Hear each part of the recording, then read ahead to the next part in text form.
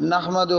ونصلی ونصلی علی رسولہ الکریم، اما بعد۔ پیارے اور محترم بھائی جان عمران ثاقب فرام لاہور، سوال آپ نے یہ پیر بابا صاحب کی ایک ویڈیو بھیجی ہے۔ بیان فرما رہے ہیں ام علی فاطمہ بنت اسد رضی اللہ تعالی عنہما کے متعلق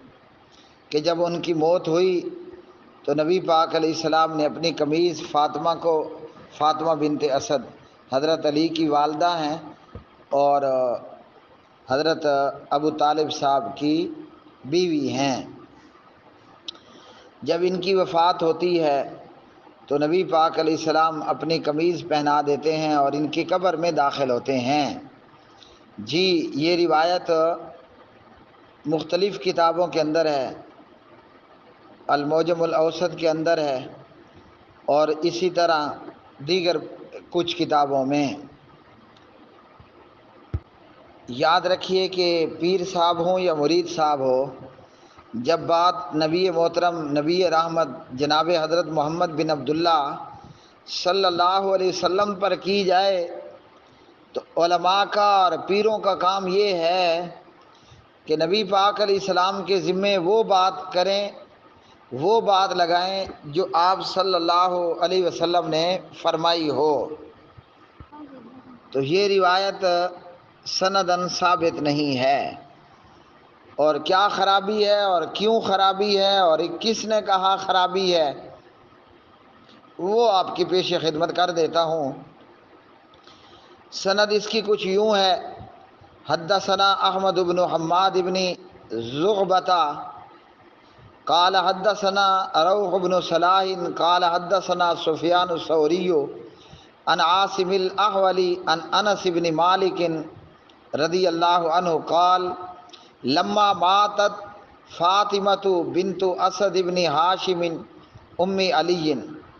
دخل علیہا رسول اللہ صلی اللہ علیہ وسلم فجلس عند رأسها فقال رحمک اللہ یا امی کنت امی بعد امی۔ انس بن مالک کہتے ہیں کہ جب جناب علی المرتضیٰ رضی اللہ تعالی عنہ کی والدہ محترمہ جناب فاطمہ بنت اسد رضی اللہ تعالی عنہ کی وفات ہو گئیں تو پیارے نبی صلی اللہ علیہ وسلم آئے اور میت کے سرہانے بیٹھ گئے اور فرمانے لگے کہ فاطمہ تیرے اوپر اللہ تعالیٰ اپنی رحمت کر دے، تو میری ماں ہے، میری ماں کے بعد میری ماں ہے، یعنی بی بی آمنہ کے بعد تو میری ماں ہے۔ اب مسئلہ یہاں پر یہ تھا کہ جب پیارے نبی علیہ السلام کے والد محترم فوت ہوئے تو آپ صلی اللہ علیہ وسلم کے دادا جان جناب محترم قابل صد احترام قابل عزت حضرت عبد المطلب صاحب نے اپنے پوتے کو اپنی پرورش میں لیا، اور جب جناب عبد المطلب صاحب کی وفات ہونے لگی تو نبی رحمت محمد بن عبداللہ صلی اللہ علیہ وسلم کی پرورش کی ذمہ داری عبد المطلب نے اپنے بیٹے ابو طالب کے سپرد کر دی۔ اب فاطمہ بنت اسد یہ ابو طالب صاحب کی بیوی ہیں اور جناب حضرت امام علی علیہ السلام کی اماں محترمہ ہیں۔ تو یوں فاطمہ بنت اسد نبی پاک علیہ السلام کی چاچی تھی، کیونکہ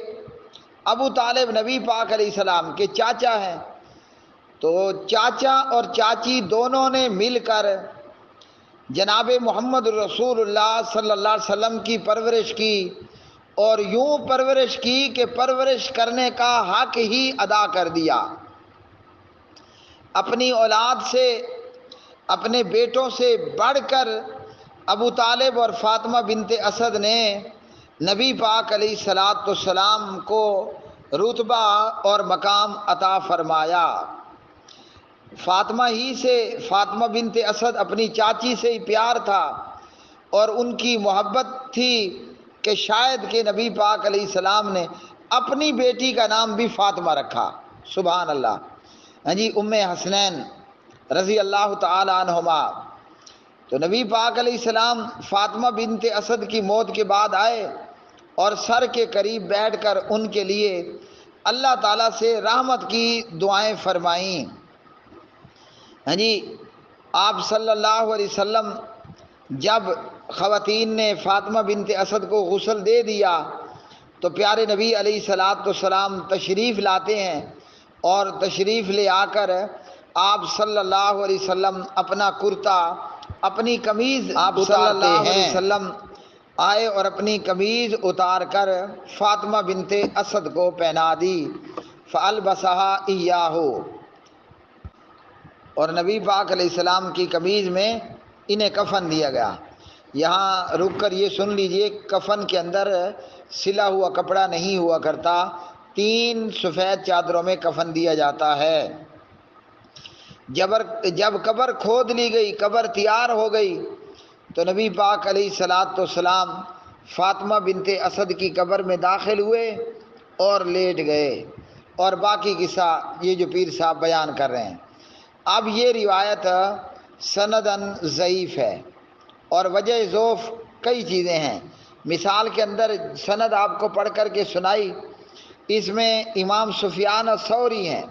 اور یہ مدلس راوی ہیں۔ جب مدلس راوی ان کے ساتھ روایت کرے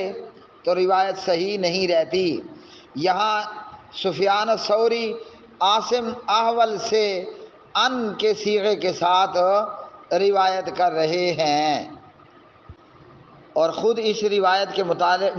متعلق امام ابو نعیم احمد بن عبداللہ